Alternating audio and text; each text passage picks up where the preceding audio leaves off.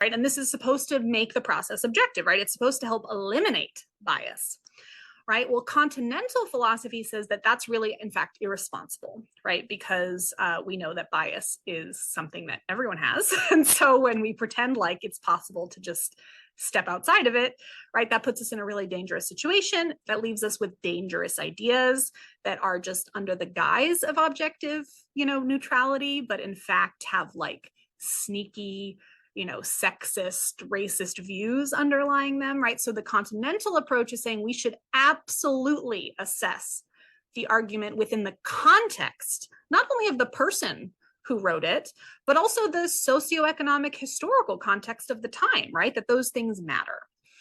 So yeah, Russell, he was so funny. He was so prolific. He wrote in every area of philosophy except aesthetics, and he said he just had nothing to say. It just seems very British of him. I don't know. I don't understand. I don't either. Maybe just art wasn't his thing. Like, yeah, nothing about, most philosophers have a deep appreciation for art. Hume very much loved music and, food and revelry and dance and all these things. Even in Confucian philosophy, we're going to see there's a valuable role that art plays, and musical instruments, right, being able to play them. Even the beauty of calligraphy, right, practicing these types of things. They add value not just to general pleasure and happiness in life, but like to your moral character. So yeah, I'm not sure why he didn't have anything to say about that. I'm going to chalk it up to his old Britishness. Yeah, that stiff upper lip. I'm not sure. Good.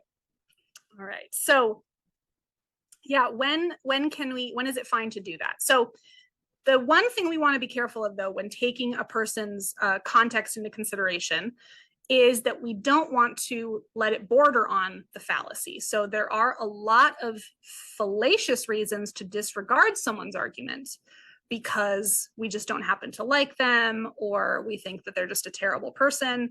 Now, someone could be a terrible person, but that doesn't mean that everything that comes out of their mouth is a lie. Right? It doesn't mean that everything that they believe is a lie.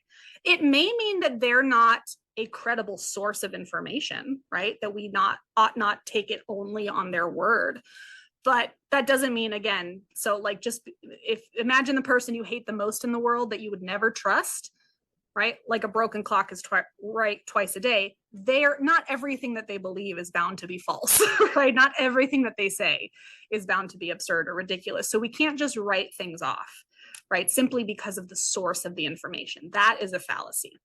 However, right, if we have done our due diligence and we uncover a strong bias on the part of a tradition or an individual, and we have laid out reasons for why we think that this bias influences their philosophy and makes the philosophy dangerous, and so that philosophy ought to be revised or maybe even rejected, that's different, right? Because again, you're going through the work of laying out your reasons, and then we can assess whether the reasons are good or bad.